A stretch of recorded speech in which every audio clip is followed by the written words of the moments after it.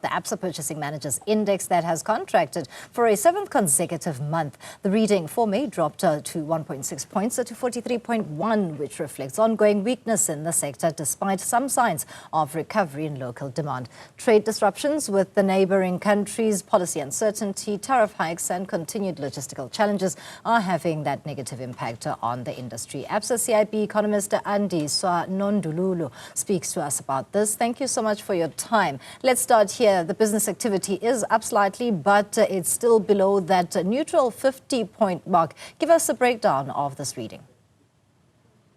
Yes, as you said, the business activity index did rise marginally, but it still remains well below that 50 neutral mark, which separates a contraction from an expansion. So really telling us that, production levels within the manufacturing sector are quite subdued. And I think this is also evident if you look at Stats SA's production numbers, where I know this is backward looking, but we did see that in Q1, output is down about 2.3% quarter on quarter from last quarter. So it's really telling us about the challenging conditions within the sector. Challenging conditions, that is granted, and all in this particular sector are able to see that the geopolitical nature of the impact that the South African manufacturing industry is experiencing. To what extent can that be an attributable factor? Definitely, I think it is a factor because, South Africa is exposed to the global environment via trade.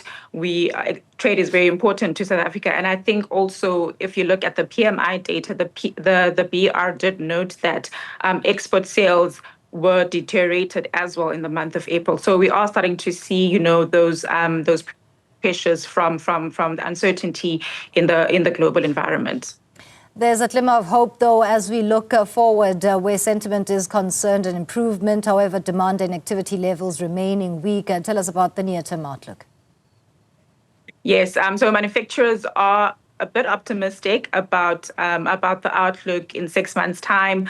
The BR noted that this is likely due to the announcements that the reciprocal tariffs were suspended until early July. But I think it's still too early to tell, and we can't read much from the month-to-month data. Having said that, PMI does come on the eve of the first quarter 2025 data to be released by Stats SA for GDP. What's the forecast there, as other analysts have lowered their projections in the past few months? Yes, so we're one of those who have lowered our GDP forecasts. We are now expecting for the year, we're expecting growth of about 1%. But for Q1 specifically, growth momentum has been quite weak amongst a few different sectors. We saw manufacturing sectors likely to subtract from GDP, mining sectors also likely to subtract from GDP. There's also other sectors of the economy, that don't have high reliable, high frequency data. So there's a lot of uncertainty regarding tomorrow's GDP number, but our forecast is for a positive 0.2%. Our high-frequency tracking estimate, though, is pointing to growth of negative 0.1%. So we think that there's sort of downside risks to our growth profile.